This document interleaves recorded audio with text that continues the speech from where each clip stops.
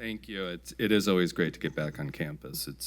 I won't tell you how long it's been since I graduated from here, but we'll leave that to questions. Do I have the slides up?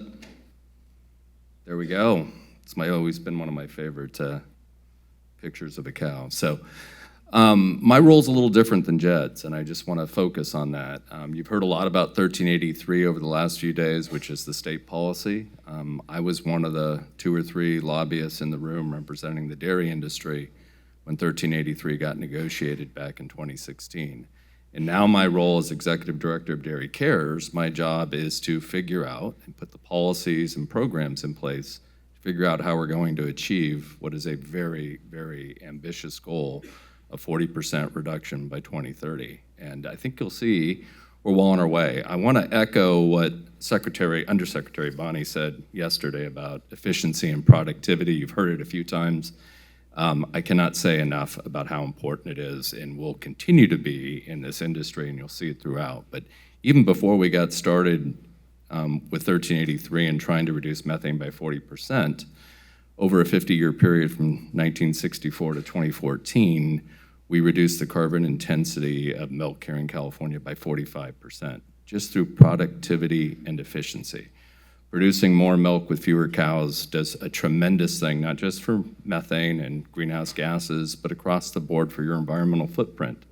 45% less greenhouse gases, 88% less water per gallon of milk produced, 89% less land, less fossil fuels. We're growing fewer crops. You heard from Jed.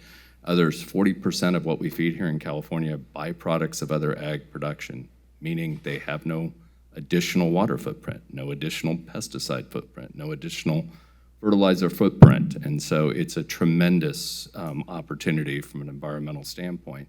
And it's going to be critical as we move forward. So what's happened since 2016 when 1383 passed? The industry very quickly initiated what I call an all-of-the-above 5-part comprehensive strategy to reduce methane in California. And it starts with efficiency and attrition. And one of the unique other advantages we have besides the ready access to lots of byproducts is that our dairy industry here in California, number of cows, is shrinking.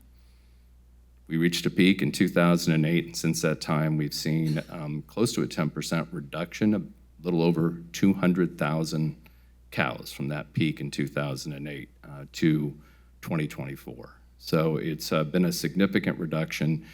We've been able to maintain production during that time. So we continue to be the nation's largest dairy producing state at 19, 20%, somewhere in that range. And I think that will continue. But we don't have new farms going into California. You haven't built a new farm here in this state in probably over 10 years, and you'd have to be slightly crazy to build a new dairy farm in California given all the regulations we face. So we're not going to see a wildly expanding dairy herd in California, just the opposite. Lots of things, lots of factors weighing against the industry. Water scarcity, we're starting to regulate groundwater in California. We know ag land's going to come out of production. That's going to impact dairies. New water quality requirements that are right around the corner are going to put some dairies out of business in California. High wages, you name it. We've got it all here in California, but it's leading to a shrinking dairy industry, and that benefits us as we're trying to reduce methane. Each one of those cows that comes out of production reduces the inventory here in California by about 10 tons per cow. So those 200,000 cows since 2008, that's 2 million metric tons of CO2 equivalent that has come out of the dairy sector in California. Then we've moved on to methane avoidance. Our AMP program, we'll talk a little bit about that, and then methane capture and utilization. These are manure management technologies and efforts and strategies, and they're working very well here in California. And then, of course, enteric methane. And I just want to be clear, we cannot achieve the state's goals without finding reductions in enteric methane. We're, as Frank stated and others have stated, we're almost all the way to the 40% goal of reducing manure methane in California. And we'd probably get there if we did nothing else today, just through additional attrition by 2030. So we're there. We figured that out. That was the easy, low-hanging fruit. We're now focusing on the enteric piece, and it's going to be a much tougher piece because, I have yet to see a 40% reduction product. I have yet to see any product available for reducing enteric, but we don't have one that's going to reduce by 40% or more. So our world-leading efforts really have focused on manure methane, and Karen Ross touched on this, and others have touched on this. I just want to underscore it because it sets up what I'm about to talk about, and that is how have we achieved what we've been able to achieve in the 7 years since passage of 2016. So we're close to reducing methane by 4 million metric tons when you include attrition here in California. How's that happen? It hasn't happened by accident. Happened because we're working together with CDFA and CARB, our Air Resources Board here in California.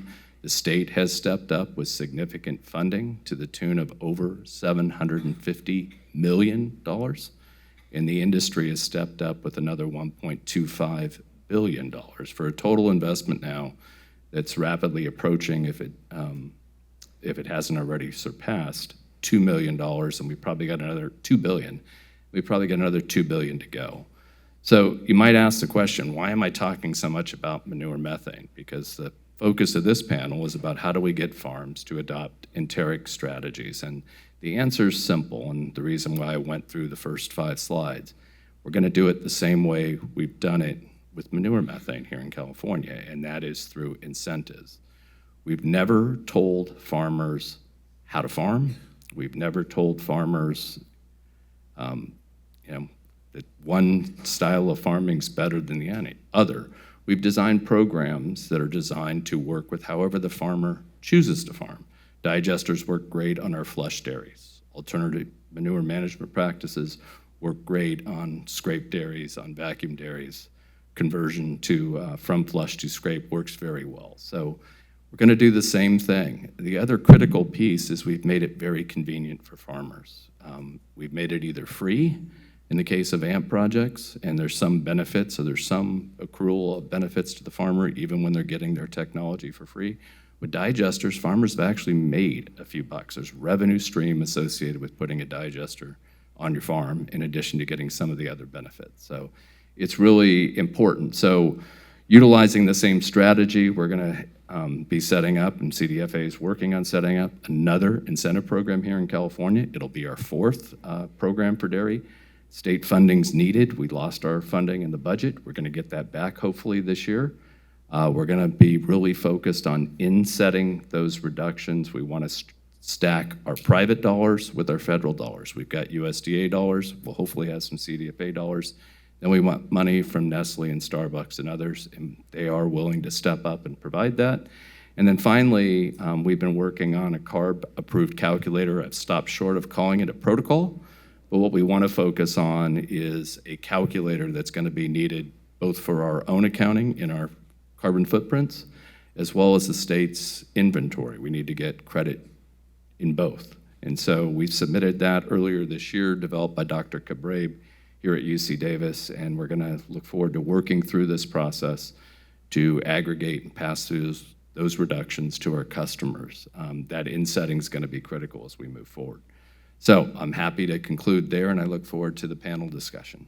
Thank you.